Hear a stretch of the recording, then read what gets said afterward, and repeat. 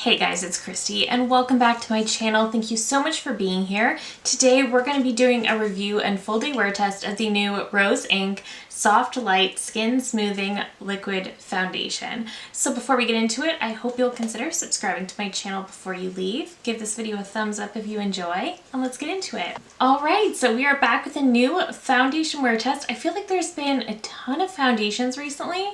Typically this happens at the beginning of the year, but I'm not mad. So this is the new Rose Inc Softlight Skin Smoothing Foundation. This retails for $54 US or 73 Canadian. This is not a cheap product. I don't have a ton of experience with Rose Inc products. So far I've only tried their cream blush, but something about this one got my attention. So this describes itself as a medium coverage foundation that's smoothing, weightless, and buildable, that has a natural finish and is ideal for acne-prone skin. This is supposed to blur, have a soft focus finish, be calming, hydrating, and brightening while minimizing pores, blemishes, redness, and excess oil. This is available in 31 shades, and this got my attention because I have a lot of redness in my skin. My skin has also absolutely been going through it lately, and I've just had so many breakouts. And also, I love a good medium coverage. So this is made in the USA with domestic and foreign components and has a 12-month shelf life. Opening up the packaging, this is the bottle. It is very, very beautiful. So it does have a very heavy frosted glass jar with this really pretty sleek lid, and you do get a pump. The pump is actually pretty good quality. I did grab the shade 3N, which is fair neutral. So it does recommend to apply this with a brush or fingers. I am going to go in with a brush. So let's get into trying this on. So as with all of my foundation wear tests, one side of my face I will prime and powder, the other side I will not, and then I'll go about my day, and then I'll report back to you and we'll compare the two, and I will also share my final thoughts on the full day. Let's get into this. So I'm just going to take one pump on my palette. It is a relatively thick formula. It's not nearly as thin as I expected it to be. So I am going to go in with my Sigma and Brianna Fox 4 brush. Something's telling me to go in with this one. If I don't like the way it's looking, I'm going to grab my BK Beauty 101. But let's start with this one. I'm just going to pick that up off the palette. Again, it's looking relatively thick, which I'm not mad about. And the shade is actually pretty good. It matches my neck almost perfectly. And it's going on pretty nicely. And I think I forgot to mention, I have already primed this side of my face. I used the Rare Beauty Pore Diffusing Primer just on this side, not this side. And I will also mention, I did wear this yesterday and I was planning to film, but I was a little bit behind on time. Actually, I should probably pin the hair back. So this did wear pretty well when I wore it yesterday, but I was also bouncing around doing a ton of different things and I didn't get to pay the most attention to it. So today we are really going to zone in on the skin. Okay, I would say this is definitely a nice medium coverage and it's looking pretty nice with my brush as well. So one side with, one side without, definitely evened out my skin tone, definitely covered up redness. Some of my breakouts are showing through, so I am going to need to spot conceal, but otherwise I think that looks pretty nice. Okay, let's try the other side. I want to use my BK Beauty brush because it is a little bit more dense, so I just kind of want to see if this is any different. I do typically like this brush better for thicker foundations.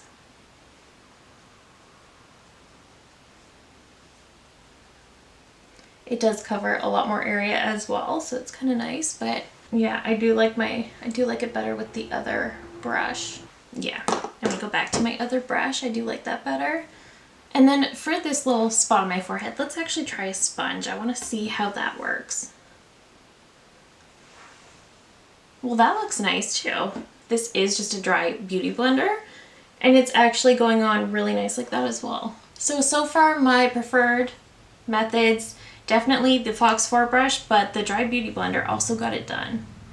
So I like that as well. One thing I'm noticing right away is some of my smile lines just from talking, making expressions. Sometimes certain foundations cake in those lines right away before I've even finished this side of my face, and that's not happening over here. So I am pretty happy with that as well.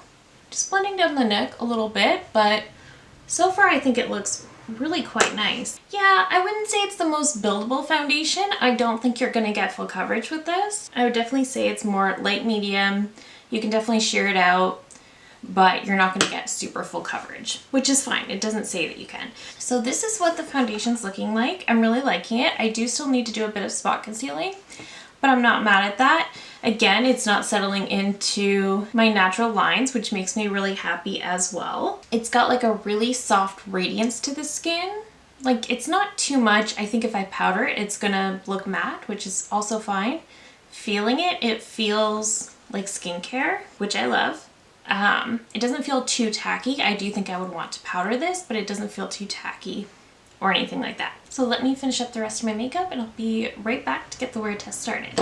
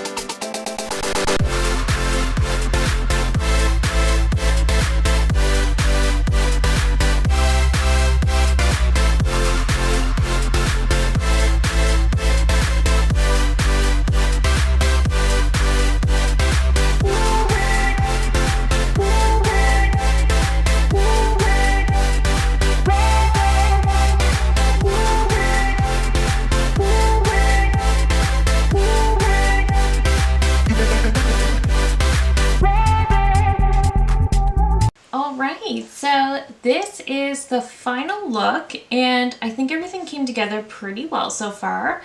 The skin is feeling really nice. So as you saw, I only powdered this side of my face. This is also the side that has the primer.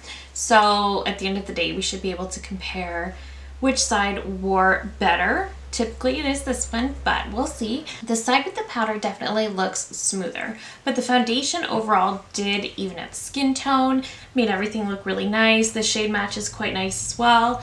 I like that the neutral shade isn't pulling too yellow. I think it's on the verge of being a little warm, but it's not. So it's a good neutral shade.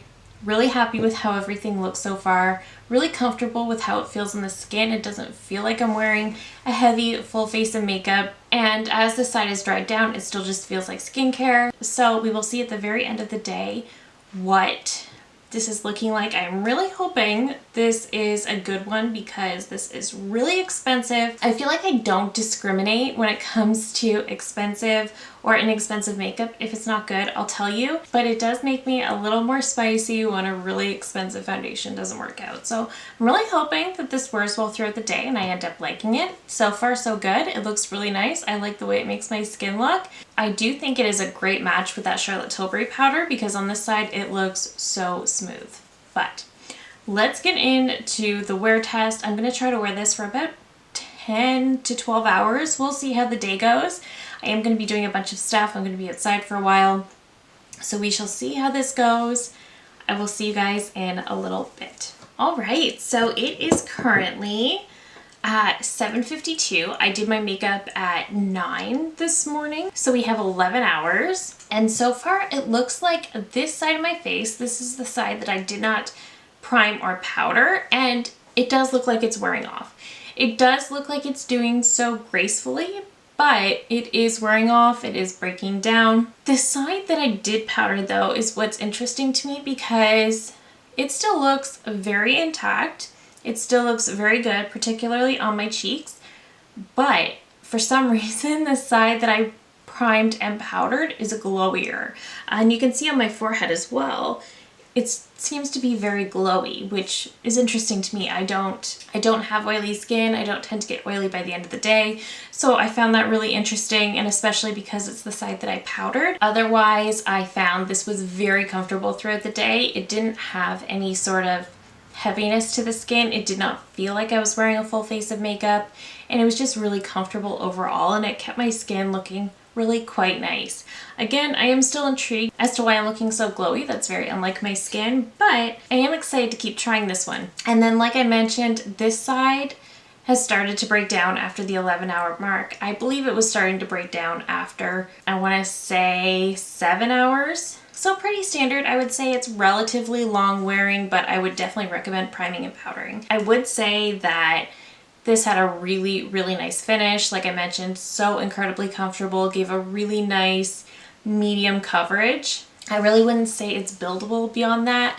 I did find I liked it best with a brush. It does say you can use fingers, so if you're not opposed to using fingers for foundation like I am, maybe that will work well for you. But putting this on my skin, it very much felt like skincare, which I really enjoyed. And again, it just felt very comfortable. It didn't feel tacky. It literally just felt like I had a nice moisturizer on my skin. So I like that as well. So I can definitely see where this is like a really good for your skin product. The one thing I will say is the price point. So the product itself is good. Comparing it to my NARS foundation, am I gonna like it more than that?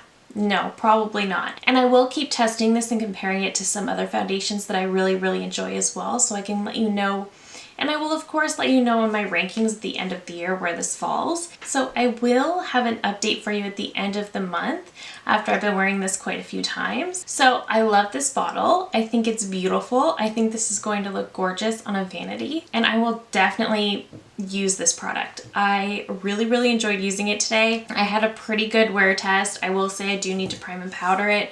Otherwise, it's really nice. I like the pump. I think this is a really high quality pump. This had a nice finish. It wore pretty well throughout the day. It made my skin look really nice. It felt very nice and incredibly lightweight on the skin. I loved all of that. The thing that holds me back is that, again, it's 73 Canadian dollars, 54 US. It's not better than my NARS Light Reflecting, which is 60, which is still expensive, but cheaper than this. The foundation that it's kind of reminding me of, if I'm being honest, is the Revlon Illuminance foundation. I kind of want to compare it to this because it's kind of reminding me of this foundation in finish and the way it wears and feels.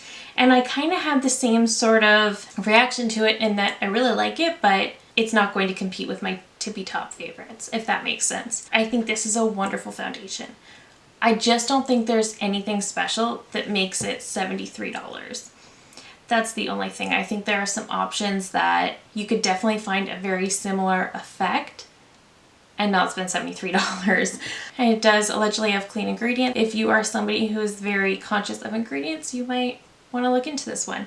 It is beautiful, and if you wanted this one, I don't think you'd be disappointed. If you're on the fence, I think there are some other options that are similar but will save you a lot of money. So that's all. If you want it, I don't think you'll be disappointed. I'm not sure how this will work for oily skin types, given that I have dry skin and I kind of look oily by the end of the day. I still think it's great. I've had a successful day. I just don't think it competes that well with other foundations that are of a much lower price point that do the same thing, have a similar finish and coverage level. So I will, of course, update you at the end of the month with my final thoughts, and I will absolutely share if I have similar foundations in my collection once I've tried this for longer, but overall, it's a great product. I just think it's a little too expensive. That is it for me today. Let me know down below if you were thinking of picking this one up. Did you already? Let me know your thoughts. I just love hearing from you guys so much. If you're new here, I hope you'll consider subscribing before you go. I do upload at least 3 new videos every single week.